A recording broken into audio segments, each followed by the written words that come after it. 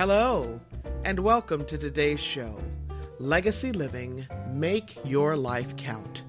I'm your host, Dr. Gloria Burgess, international leadership expert and trusted advisor.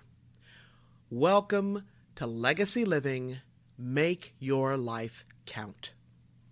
I'm so delighted that you joined me today. I have a very special guest on our episode for today. Her name is Desi Payne. Desi is a humorous, motivational speaker, trainer, and the stress-less coach. I love that. She loves to inspire leaders and their employees to adjust their attitudes so they will work in a positive environment. As a stress-less coach, she helps people let go of the stress that is robbing them of their joy so they can enjoy life. I just love that. I love the idea of it. Now, Desi instills joy and laughter into all of her programs. She is also a John Maxwell team member, traveling internationally to coach people to be better leaders. She also teaches Youth Max in schools, helping youth become great leaders. Today's topic is all about letting go, a topic that is near and dear to my heart. And I can't think of a better person, a better leader, a better human being to address this topic than Desi Payne. Now, I met Desi a few years ago. We're both part of the John Maxwell team, and I met Desi as part of a mentoring series for leaders. In fact, I met her because she had been selected from a pool of about 20,000 or so leaders. That's a lot of folks. She had been selected to be interviewed for the impact that she was making on the world. And when I met Desi and heard her speak about her passion, she was just on fire about it. So I can't wait to host my friend and fabulous colleague, Desi Payne. Now, before I bring Desi in, I want to just take a moment to connect the dots between today's topic, letting go, and legacy living. Now, there are many ways that letting go connects to legacy living, which you'll hear more about later in the show. For now, let me just say that legacy living is a way of being and a way of living in the world so that we make the conscious choice to be the difference we want to see in the world. We make the conscious choice now, not in some distant future. We make that choice day in and day out, 365, 24/7. Okay, again, I'll tell you more about that later. Let me bring in my friend and colleague, Desi Payne. Well, Desi, I want to welcome you to this podcast. I'm so grateful to have you as my very special guest today. And I would love to talk with you about what's happening with you right now. I know that we're both dreamers, and we're going to focus today on never giving up on your dreams. So I just, again, want to welcome you. And would you just tell us a little bit about you, Desi, and why never giving up on your dreams is important to you? Sure. Well, thank you, Gloria, for having me. And I would probably have to say I am a big dreamer. In fact, sometimes my husband just shakes his head when I throw out one of the things or two of the things or a dozen things that I'm going to be planning on doing. And he just, again, shakes his head thinking, I just can't believe you. I think I've always been that way. Maybe because, on the disc chart, I'm a high D, but yeah, I am a big dreamer. I love achieving things and adventure and being creative. I think being creative is one of my favorite things to do. If you say, why don't you come up with something new with whatever it is, then, I'll just run with it. So Yeah, I love dreaming big dreams, and the thing is, through the course of my life, I've had to learn not to give up on those dreams because you know what we both face, and those are obstacles. Absolutely. Absolutely. So, Desi, would you tell us about? I know you're a writer, you're a speaker, and you have a fairly recent book out called Do You Work with the Living Dead? I love that title. So, can you tell us a little bit about the book? Sure. Well, I started writing that actually a couple years ago because I started teaching workshops on attitude in the workplace. And one night I walked through my living room Hmm. and one of those zombie shows were on. And I don't get into zombies at all, but my husband and my daughter were watching one. Hmm. And I just kind of shook my head like, oh, I don't believe this. But then the more I thought about it, every time I walked through the room, it just reminded me of people that drag themselves through life and have negative, bad attitudes. Mm. And it was a springboard for even expanding on the workshop that I did. And so I wrote the book, and it's pretty much how to survive among lifeless and negative people in the workplace. But then what's interesting is not only do I give strategies on how to work with these what I call workplace zombies, the book is also about what to do if you get infected. And that's one of the things a lot of people will even approach me with after they've read the book. They say, I got this book because of these people I work with. But then they say this. They say, you know what, when I was reading the book, I came to the realization that I needed to look at myself. Mm. And I thought, wow, that was even, icing on the cake for me once it was done. But I guess when you go back to dreams, I would say probably, 25 years ago, if I were to walk into Barnes and Noble bookstore, I would say out loud to anyone that was with me, someday I'm going to have books in the Barnes and Noble bookstore. Mm. And I said that out loud to people for years and years and years and years. So it was actually especially a thrill for me last October when it was published. And I was in Cincinnati, and I was at the world's largest, it's the world's largest Barnes and Noble book signing. I think there were like 26 authors there, and I Oh, got wow. to take part in that. Congratulations. Thank you. So that was a huge win for me to have the book published and go through that process. And once you publish one book, you get the bug to write another. And so yes, I ended up writing book 2. Well, good for you. And I know that in your notes, you talked about this book being a finalist, a top 10 Oh, finalist. yes. So at the probably in the spring, I found out that my book was in a business category, to win an award. So it's in like the top 10 finalists to win an award with a publisher, which is huge if your book wins an award. So tell us more about this because we all run into people who have negative attitudes. Sometimes, like you said, that's us. So why did you write this particular book? I am from a family of very negative people. Mm. And holidays, when everybody's going to be coming over, it's almost like you put your guard up because conversations are going to turn maybe negative or critical. Mm. And so that was probably the main reason, secretly writing this book to give to all my different family members. But Uh-huh. but it expanded so that it would be able to help people in the workplace. And it's been awesome because after I've even taught the workshop or people have read the book, it's been so nice for people again to say, when I was reading this book, I saw this person and this person and this person. And so people were really able to relate with it. And the strategies I give, a lot of them are pretty practical. For example, a couple of them are, don't descend to another person's level or go to their grave, is what I call it, is Mm. because a negative person doesn't want to be the only one negative or griping or complaining. they want to drag other people into it. And Mhm. just like there's secondhand smoke, I believe there's secondhand negativity. And if you're around it, Mhm.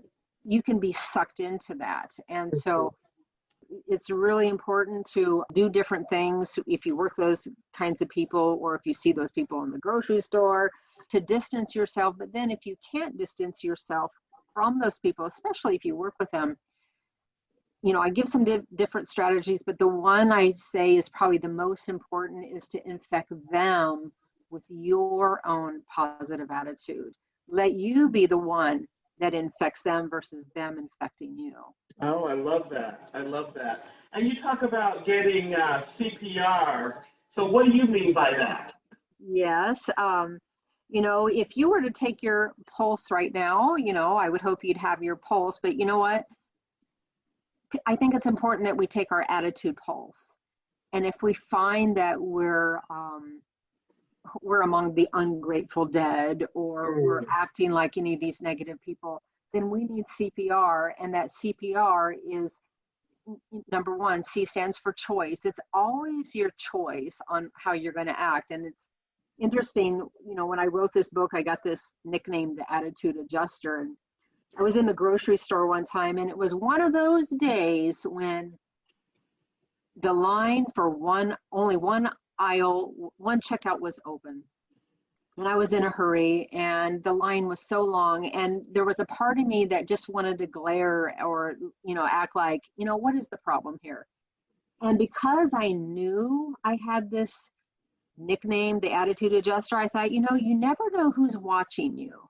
And Mm. so I thought, you know what? I am going to be cool, calm, and collected. In fact, when I get up to the checkout gal, I'm just going to talk to her and ask her how her day's going. And, she went on to tell me that they had several people that called off sick. She had no control over that.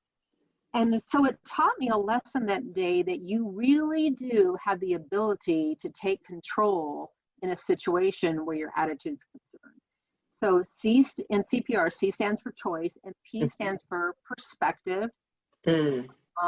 It's so important to always have the right perspective. And, I've had the wonderful privilege about a year ago to speak with Nick Vujicic at an event in Texas, to 15,000 youth.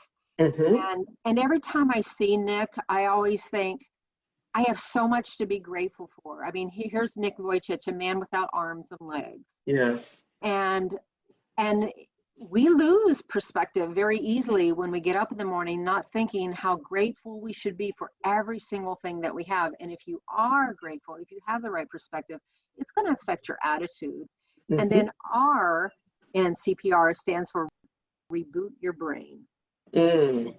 And so, if, for example, if your computer is not acting right, or it's stuck, you get aggravated with it, and Yes. so you have to reboot it. So Mhm. you have to hit Control, Alt, and Delete. Well, that's what you have to do with your attitude. You have to reboot your brain. You have to control what you're thinking about, alternate those thoughts with good thoughts, and then that will delete those negative thoughts. So that's a part of rebooting your brain. And then another part of rebooting your brain is humor and laughter. Incorporating more humor and laughter into your life, because anytime you laugh, it really does reboot your brain, because your brain chemistry changes. So that's essentially CPR for your attitude. Uh-huh. Well, I love that. And so someone gave you the name of the attitude adjuster? Yeah, I was called the Attitude Adjuster, so I kind of just ran with that for a while, and so it's on my website. I'm the Attitude Adjuster, Mm-hmm. and so yeah, and then it keeps me in line. That's so important, Desi. And I love the CPR approach. Could you go through the C and the P and the R again? Because I know that there are people out there taking notes. Okay. Sure, Can you sure. walk us through that again, please? C stands for choice. Mm-hmm. It's always your choice on what kind of attitude you're going to have. I mean, you choose that attitude no matter what is happening around you. P stands for perspective. And a lot of that has to do with gratitude. And Mm-hmm. then R stands for reboot your brain. And I think there's two ways to reboot your brain. One is to control what you're thinking about in your thoughts. And the other way to reboot your brain is with laughter, because when you do laugh, it does change your attitude, let alone change the chemistry of your brain to make you feel better. Yeah, so thank you. And I know, when I think about perspective, this little thought runs through my mind. When we change our perspective or how we look at things, then the things around us actually begin to change. That's so true. That is Yeah. right. Yeah. So I hadn't planned on asking you this question. So if you don't want to answer it, just tell me. But I love how you talk about, rebooting your brain and using humor. Right. And you and I had, we talked a while ago in another interview, and you talked about your background as being a clown. Sure. So actually, you know, that has a lot to do with the dreams in my life. After I graduated from college, I got a job at a hospital and I did not like it at all. I mean, it was very stressful, but I ended up staying in that job for a very long time. And then after that job, the door opened to another job, which is funny. I was the complaint department, but I actually loved that job, and it was always challenging. But had I left, had I left that job, I would not have had the opportunity for my life to change, because that door opened up to a whole new life for me. Because while I was working at the hospital, there was a professional clown. And when I would get complaints from patients, I would, call him up and say, I mean, he was on staff. I'd say, hey, I need you to go see this patient because they're really grumpy. And he would go in, do his magic, and it was amazing. Well, one night he was at a banquet where I was actually performing as the entertainer, and I was a mime. And I did my mime skit, and he came up to me. I mean, he made a beeline right up to me afterwards, and he asked me, who taught you how to do that? And I said, to do what? And he said, well, what you did on the stage. And I said, I don't know. I don't know, taught myself. I did it. And he said, have you ever thought about going to clown college? And I thought, oh my goodness, that is the dumbest thing I've ever heard. And my husband hates clowns. That is crazy. Oh no. Well, he kind of kept at me, and finally one day he throws a brochure on my desk and he says, the University of Wisconsin is going to have a clown college experience up in Des Moines, Iowa. I'm about an hour and a half from there. And he said, why don't you go? And I thought, oh, I'll just go. I'm sure I can learn how to do a balloon animal for my Sunday school class. Well, little did I know, going to that clown college experience, which was for clown college, it changed my life. And to make a long story short, I went to clown school, and I was able to be trained by professional entertainers from around the world who understood the art of clowning, not just throwing on makeup and going out and being goofy, but actually the art of a clown. So I became a professional clown. And he actually wanted to mentor me to take his place at the hospital, which I ended up doing for 22 years, actually retired from the hospital from a professional clown last December. But, I saw cancer patients, kids. I worked in the emergency room, ICU. I worked all over that hospital as a professional clown. And then little did I know, doors were going to open. I ended up being a guest performer with Ringling Brothers. I worked on Royal Caribbean cruise lines, and I was in high demand for schools to come and teach kids about character, anti-bullying. And so, I worked literally full time, a lot of times 5 and 6 days a week in clown makeup. And I did that. I mean, it was a very, very rewarding occupation. And with all that said, I learned the power of laughter. I learned the power of humor and what it does to a person when you make somebody else smile and make somebody else laugh.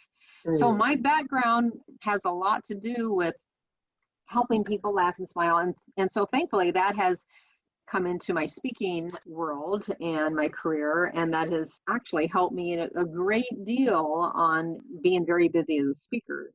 So, You just never know, right? You never know. And you know what? It's interesting. One morning I was watching Good Morning America and Jay Leno was on, and it was one of those feel good shows where he was giving away one of his mini cars to a veteran. You know, you had the tears in your eyes, but he said something that caught my attention. And he said this. He said, "If I have not gone through a day without making somebody smile or laugh, I Mm-hmm. have not done my job." Mm. And I thought, what a great philosophy to adopt Yes. into your own life. I Yes. mean, to be intentional about every day helping somebody else smile or laugh. And I tell you, if you have that philosophy, it will change your attitude about life. It will change your attitude in a day if that is your goal, to help other people smile Yes. and laugh. Yes. I love that. Well, thank you. Thank you for sharing that. And you talked earlier about sharing the stage with Nick Vujicic. And could you say a little bit more about that? And, I know that your big theme again is to never give up on your dreams. So if you could tell us about Nick and maybe give us a few more examples of that as well. Sure. Well, so I told you that my husband, he couldn't stand clowns, and here I'm going to become a professional clown. Well, he did eventually like one, and that was me.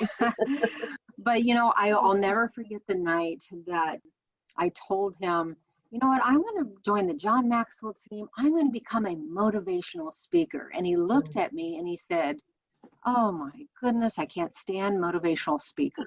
Oh, And I just was thrown for a loop, and I thought, oh my goodness. But in one respect, I thought, you didn't like clowns, but you did end up liking me. no. I'm going to have to prove myself to you. And then when I started weaning out of that profession and in town, was talking to different business people about becoming a motivational speaker, it was interesting that I actually had business people that said, "You will never make it in this town as a motivational speaker." And Mm, I was like, "Oh my," I mean, really, it was kind of heartbreaking. And they said, "Because you're known as this professional clown in town." And so that was kind of in the back of my head for a long time. Thankfully now I'm also well known as a speaker and been hired many times in this town. mhm. But it was in the back of my mind. Well, when I became a John Maxwell team member, as you know, when you go to Orlando and you go through the 3-day certification, Yes. um, that first day, you see like 10 different Maxwell team members go up on the stage and they get to do their 3-minute speech. And it's Yeah. like, it's a wow thing. Yeah. It's And amazing. I remember thinking, oh, well, when I come back in 6 months, when they do this again, I want to get up there. I want to get on the stage. Hmm. So that was my dream. Well, I didn't realize that it was going to be a grueling process to go through the interview process with, we both know Roddy Galbraith, Hmm. and you have to submit your videos, and he wants the highest quality in speeches. If you want to share the stage of John Maxwell, it's got to be good. And I remember speech after speech after speech that I submitted, and he would just say, "You know what, you need to go back and do this again." And I was like, ah. But finally, I remember the day when he said, "I think this is going to be great." And so I made it through the stage one of, or round one is probably what I should say. And then, so if you make it through round one, when you get to Orlando, you audition in front of other people. And Hmm. I remember walking into that room, and my plane was late. So I actually got in on the last 10 minutes of being able to get into that room. And I rushed in the room and I sat down, and he walked over to me, I mean, within seconds, and he handed me that microphone. And I was like, uh-oh, it's my turn. And I went up there and I froze, Mm. literally froze. And he was kind enough to, ask me if I wanted to start over. Or no, I asked him if I could start over, and he said yes. And I froze again. I mean, I just stared at everybody like a deer in headlights. And, everybody was so gracious. "Hey, we love you. You can do Yeah. this." And, I look back, and the third time around, I don't know what I said, but I remember going back to my seat, wanting to hide underneath the table. Of course, didn't pass, didn't make it to this big old stage time. But I thought, 6 months later, when I come back, I'll do it again. And went through the whole grueling process of submitting video after video after video. And then, I made it through the process. And so when I got there again, I felt more confident. But when I got up on the stage about halfway through, I noticed that my legs were shaking so bad that it tripped me up. And I just stared out at everybody again because I totally couldn't remember what I had just said. I mean, it freaked me out. And I remember walking out and thinking, this is not for me. I'll never do this again. I'll never come back again. And I went up, called my family, and I was just devastated. And as an entertainer, I've been in front of thousands of people, been on stages, and for me to not be able to say a 3-minute speech was so tough. And so a couple months later, I am actually speaking at a college to new college students, and I'm speaking to them ironically about the dreams in their life and how they should never give up on their dreams. And literally while I am speaking to them, I'm having this conversation in my brain, and I'm saying to myself, how can you talk to these kids about never giving up on a dream when you gave up on your own dream? You're a hypocrite. And I'm talking to these kids and thinking all these things. And while I'm talking to them, I ended up talking to myself and saying, you're not going to give up on your dream. You're going to get back up on that stage. Oh, good for you. And I remember when I went through the process again, submitting video after video, and finally, one was accepted. I remember putting my head on my desk and literally making the decision, are you going to go for it or not? And I decided I was going to, I was so determined. I was like Rocky. Nothing was going to stop me. Yes. And when I got on the plane to fly to Orlando, it was an 1.5-hour flight, and I shut my eyes and I said that 3-minute speech every 3 minutes until I got to Orlando. And then when I got to the hotel and I got settled, I went into the halls of the Marriott down in the conference center, and I looked for people and I asked them, can I do my speech for you? And you know what? I didn't want to. In fact, I had stayed with my sister and I did it for her. And she says to me, well, when you do it, you might have a little bit more enthusiasm. I thought, this is not a good start. And so I found some people and I did it, and I messed up just a little bit, but I thought I did it. And so I ended up probably went around to about 10 different people and I said, can I do my speech for you? I was so determined. And then on the day, you know what it's like on that day, you don't know if your name's going to be called or not. And they called 10 people up. So I sat there and I wrote out my speech all day long. And you know what? When Ronnie got up there and announced the 10th person, guess what? My name wasn't called. And my heart sunk. But you know what? A couple minutes later, he said, you know what? I have somebody else that I want to come up on the stage. And he announced my name. Oh, wow. And I was in the very back, and I just was like, I just was like, wow. And all the way up to the stage, I was saying my speech. I love that. So it's, thank goodness it's recorded, because anybody can go to my YouTube channel and they can watch me do the speech that I did, because my speech was about messing up the first 2 times.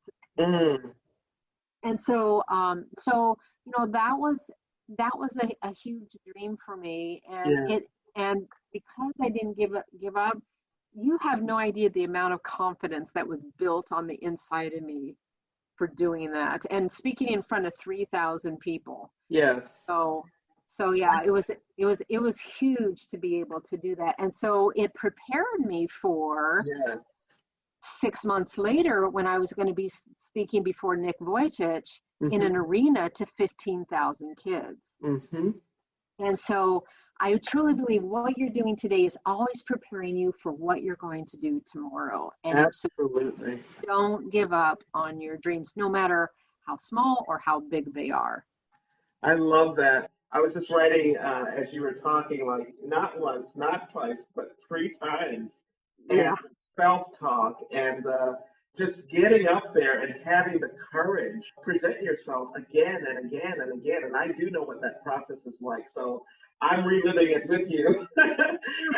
So congratulations. I love the image of Rocky because at the end, I'm just imagining your hand just up in that, big V that he does, right? Well, well, what's funny is after the speech, I did jump up and down. So, and then Roddy says, finally. Oh, So well, yeah, you'll have to go on YouTube and watch my John Maxwell stage speech.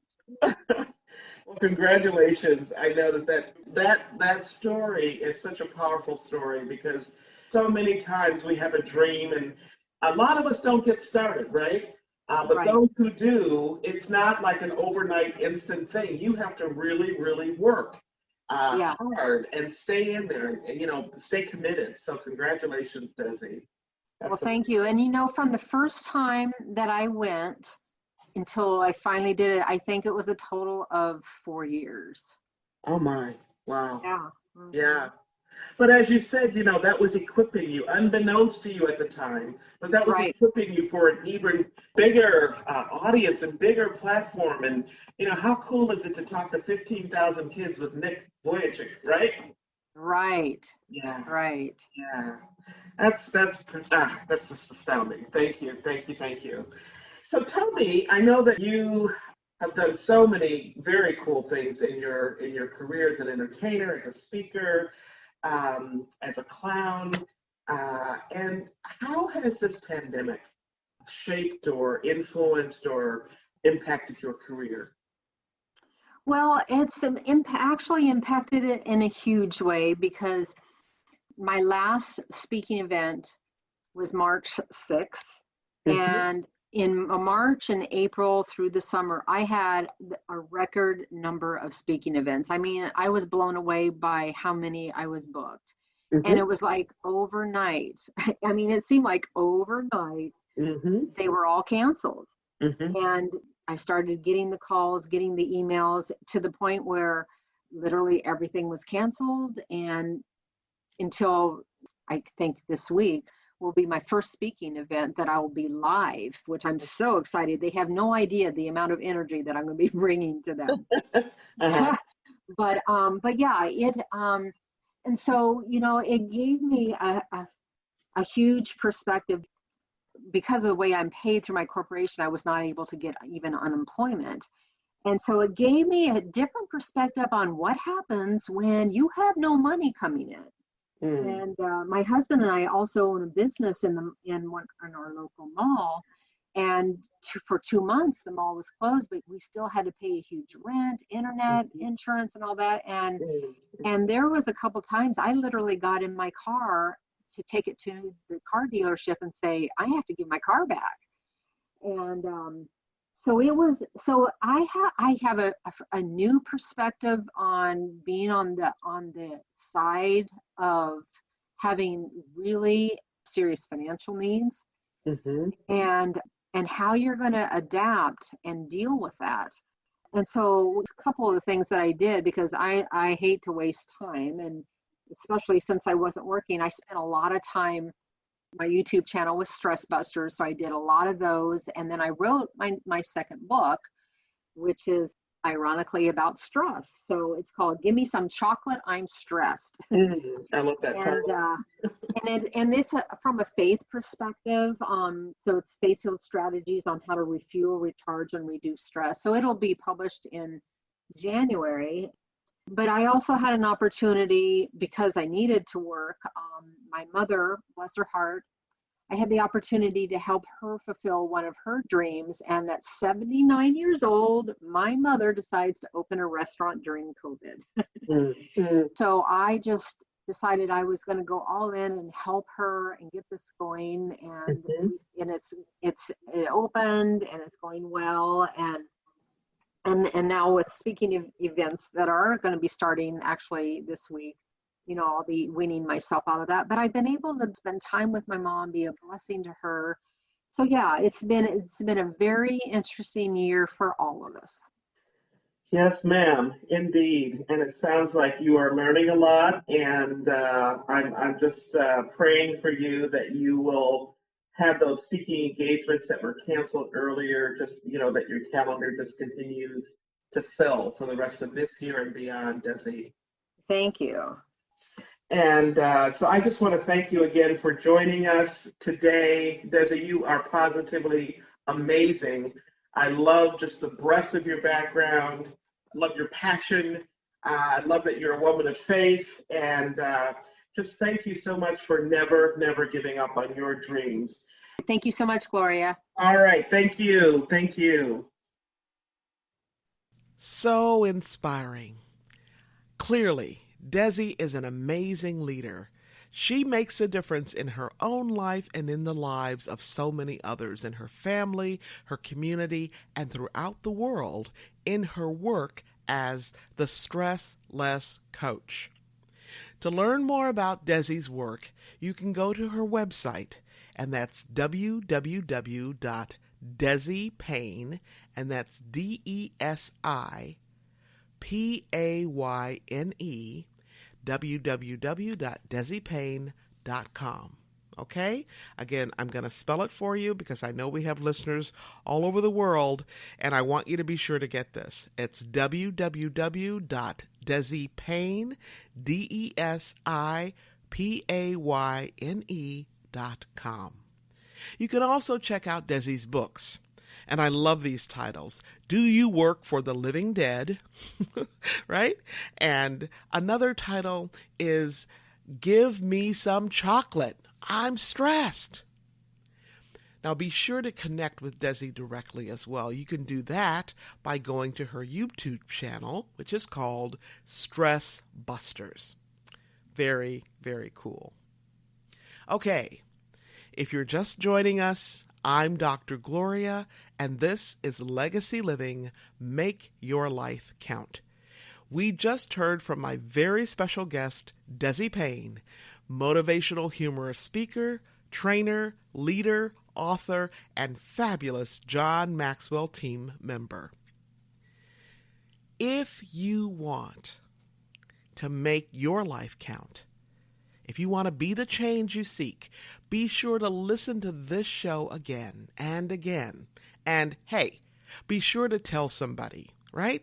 Tell your friends, your family, your coworkers, all right? You can find me right here on iTunes, Alexa, SoundCloud, Spreaker.com, and so many other places. Be sure to tune in again next time. Now, before I close, I just want to give a shout out to all the women, men, and our young people all around the world. Because you know what? We are the ones. We are the ones we have been waiting for. What do I mean by that? Here's what I mean. Don't wait. Do not wait for somebody else to step up to make things happen in your life. Because you know what? They might not step up. In fact, they might not even know you're waiting for them, right? To do something. But you can be the one. Can I just tell you something? You are the one. You are that person in charge of you. You are the one who can make a difference in your own life so that you can model and make a difference in the lives of people in your life. Your sister, your brother, your mom, your dad, your auntie, your uncle, your teacher, your boss. You are the one. You know something? It is truly amazing how much impact we have as leaders in the workplace, in our communities, and in our own family, especially in our family. That's where it all begins, right? Leading begins exactly where you are, with you, your spouse, with your own children, right in your own kitchen, around the dinner table, helping out with homework, when you go to church, or when you go out shopping. So moms and dads, even when you think that your son or your daughter isn't paying any attention at all, let me tell you something. They are. They are listening. They're soaking it in. And more than anything else, they are watching you. Because you know what? More than anything else we can do, we can demonstrate our leadership, right? And leadership is caught, not taught. That's right. Leadership is caught, not taught. Now, let me be really clear. Your children are scoping you out. They observe everything you are and everything you say and everything you do. Most importantly, know that they are watching you to see if what you say and what you do match up. Now, our actions really do speak much, much louder than our words. A good friend of mine, who's a former CEO, always says, as a parent or as a leader in any context, your walk has got to talk louder than your talk talks. Let me repeat that. She says, your walk has got to talk louder than your talk talks. Why is that? Because that's how we build the bridge called trust. That's how we strengthen our bond with those we love. That's how we deepen our relationships one step at a time, inch by inch, mile by mile, and smile by smile, at home, at work, and in any area of our life, every single day. 365, 24/7. So, how is your walk lining up with your talk? You know what? It is never too late to get your walk and your talk synced up, to get your act together, so to speak, right? So you can take it on the road. So don't beat yourself up if you kind of had a misstep here and there, right, with your walk and your talk. Okay? It's never too late to get it together and put it on the road so that you can make the difference in someone else's life that only you can make. Remember this, how you live is how you lead. Now, if you happen to miss any part of this week's episode or last week's, you can simply download the recording and listen to it at your convenience. You can even listen to it on the go. Again, check us out on iTunes, iCloud, Spreaker.com, Alexa, and so many other places. You can also listen right here at www.talknetworkradio.com/legacyliving.html. Now you can find me and learn more about my work and Legacy Living, Make Your Life Count, by visiting the Gloria Burgess website, or visit me on LinkedIn or on Facebook. At Facebook, you can find me at facebook.com/DR for Dr. Gloria Burgess, PhD. That's facebook.com/DR Gloria Burgess, PhD.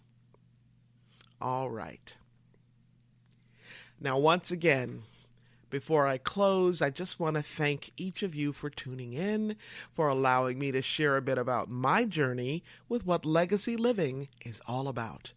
Not just living and learning, but living and learning and serving so that you make a difference in your own life and in the lives of people wherever you go.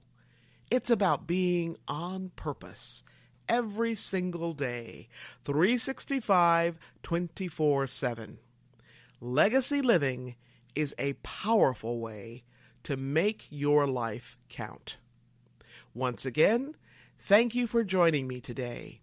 I'm your host, Dr. Gloria Burgess, and this is Legacy Living, Make Your Life Count. Join me again next time right here on Talk Network Radio for another episode of Legacy Living, Make Your Life Count. Don't just count the days in your life.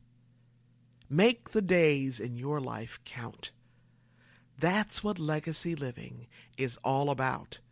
Have a fantastic day, and remember, make the days in your life count. God bless you.